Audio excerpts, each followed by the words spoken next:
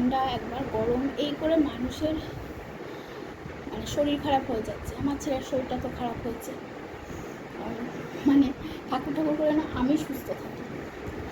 আমি সুস্থ তো ছেলেকেও দেখতে পারবো, না হলে হয়ে গেল। তো হ্যালো, কেমন আছো সবাই? ওয়েলকাম টু মাই চ্যানেল সুচিস্মিতার লাইফস্টাইল। আরও একটা নতুন ব্লগে তোমাদের স্বাগত জানাই।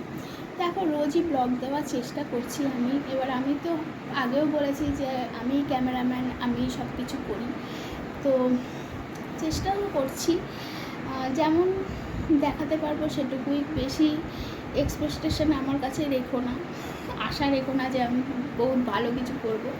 ওই যেটুকু করবো সেটুকুই তোমাদের মানিয়ে নিতে হবে। আর আজকে ভেবেছিলাম একেবারে মানে বিকেলবেলাতেই হয়তো ব্লগটা মানে শুরু করতে পারবো, কারণ সকাল থেকে কোনো দিন প্রপারলি ব্লগ করতে পারছি না, এত কাজের চাপ। আর ওইভাবে ক্যামেরা নিয়ে তো ঘোরা সম্ভব না, বলো। ওই জন্য কাজের চাপ বলতে আমার ছেলের পেছনেই অর্ধেক সময় চলে যাচ্ছে। ছেলে খাচ্ছে না, আমার মাথা খারাপ হয়ে যাচ্ছে। এই মুখটা এইটুকু হয়ে গেছে, সে খাচ্ছে না মানে সে খেতে পারছে না, তার শরীর খারাপ। এবার জ্বরও নেই, সামান্য ডিহাইড্রেশন টাইপের। এবার জল খেলেই ওটা ঠিক হয়ে যাবে, কারণ দুদিন আগে ওরকম হয়েছিল। ওই জন্য আরও ডাক্তারের কাছে যাচ্ছে না, ডাক্তারের কাছে গেলেই অ্যান্টিবায়োটিক দেবে। ওই জন্য তো ওই নিয়ে একটু মন টন খারাপ আছে। তারপরে গত ব্লগে তোমাদের বলেছিলাম যে মেন মিস্ত্রি, তার শরীর প্রচণ্ড খারাপ। এবার সে আরও 5খানা মিস্ত্রি নিয়ে এসে হাজির করেছে। এবার তাদেরকে চা ফা করে দেওয়া, তারপরে ছেলেকে দেখতে হচ্ছে। তার মধ্যে শ্বশুরমশাই বলছে দই দাওনি কেন, দই এনেছিল আমার মনে নেই। একটা মানুষ একা কত দিকে যাবে।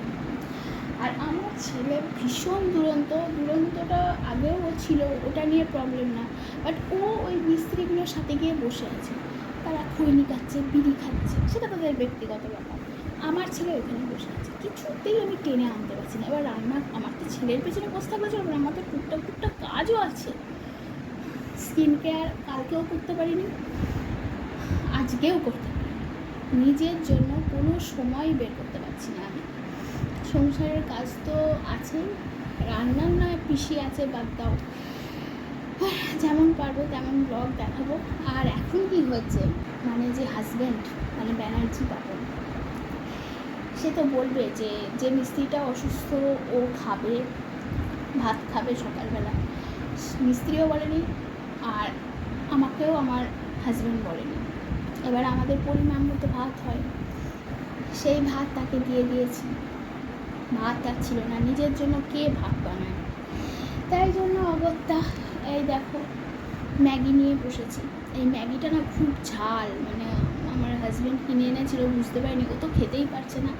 এখন কোনো উপায় নেই, এখন এই ম্যাগিটাই খেতে হবে, কিচ্ছু নেই। একটা ডিম সেদ্ধ করেছিলাম ছেলের জন্য, ভাবলাম ছেলেকে আবার পরে করে দেবো, এখন খাই না হলে আমার পেট চুই মানে সেই ছুঁচোয় ডং দেওয়ার মতো করে করছিল। তাতে খেয়ে একটু বাসন টাসনগুলো মাজতে পেরেছি। এবার ম্যাগিটা খাই, খেয়ে আমি একটু রেস্ট নিই। আর ভালো লাগছে না, মানে এত চাপ পড়ে গেছে না, মানে আমি মাথার মধ্যে মানে জাস্ট মাথাটা আমার হ্যাং হয়ে যাচ্ছে, হ্যাং দেখো। তো চলো আবার পরে আসছি। তো ছেলে ঘুমাচ্ছে, একটু আস্তে কথা বলছি। তো দুটো জিনিসই অর্ডার দিয়েছিলাম। আমারটা তো কালকে আমি তোমাদের দেখিয়েছি, আর আজকে এসেছে আমার ছেলেরটা। এগুলো এমন কিছু দাম না, খুব যে দামি তা কিন্তু। প্রোগ্রামটা হলেও ভালো, না হলেও ভালো, হোলির দিন আমি আর আমার ছেলে করে ভিডিও করি।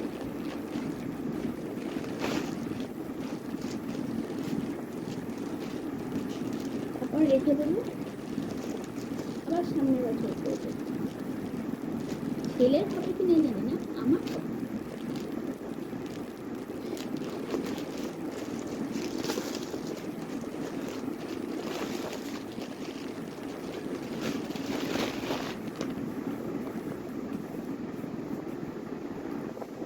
খুব সফট।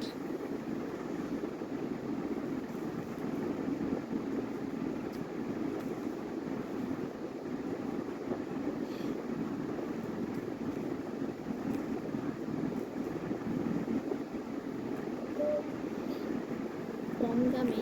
আর আমার যে কুর্তিটা আমি কালকে পরে দেখেছিলাম, এত সফট, মানে এত কম দামে যে এত সফট জিনিস পাওয়া যায় আমার ধারণার বাইরে।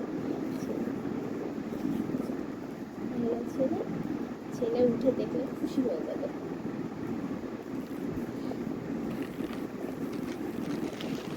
আর বাড়ির সামনে দিয়ে যাচ্ছিল আইসক্রিম। অনেক দিন আমি আইসক্রিম খাইনি, অনেক দিন হয়ে গেছে। ভাবলাম একটা আইসক্রিম ছেলে ওঠার আগে খেয়ে নিই। ছেলের এমনি শরীরটা ভালো নেই, ছেলে যদি আরও শরীর খারাপ করে, আর একটু গরম পড়ুক, ছেলেকে খাওয়াবো। তো অনেকক্ষণ পরে আবার ফিরে এলাম, কারণ খুব ব্যস্ত ছিলাম ছেলেকে নিয়ে। কারণ ছেলে বুঝতে পারছি না, এখনও বুঝতে পারছি না ও কেন বারবার বমি করছে, ডিহাইড্রেশন। আমি তো জল খাওয়াচ্ছি। রাত্রিবেলা ভাত করলাম, আলু দিয়ে করলাম, সেটাও তুলে দিল। তারপর আমি আবার দুধ দিয়ে, কলা দিয়ে, মুড়ি দিয়ে সেটা খাওয়ালাম, খাইয়ে হজমের ওষুধ খাওয়ালাম, জল খাওয়ালাম। এখন রাত্রিবেলা দেখা যাক, তার জন্য আমি আর কোনো ভিডিও করিনি, আর দেখানোর মতো কিছু ছিল না। আজকের ভিডিওটা এখানেই শেষ করছি। সবাই ভালো থেকো, সুস্থ থেকো। আবার দেখা হবে কোনো না কোনো নতুন ব্লগে। চলো, টাটা, গুড নাইট।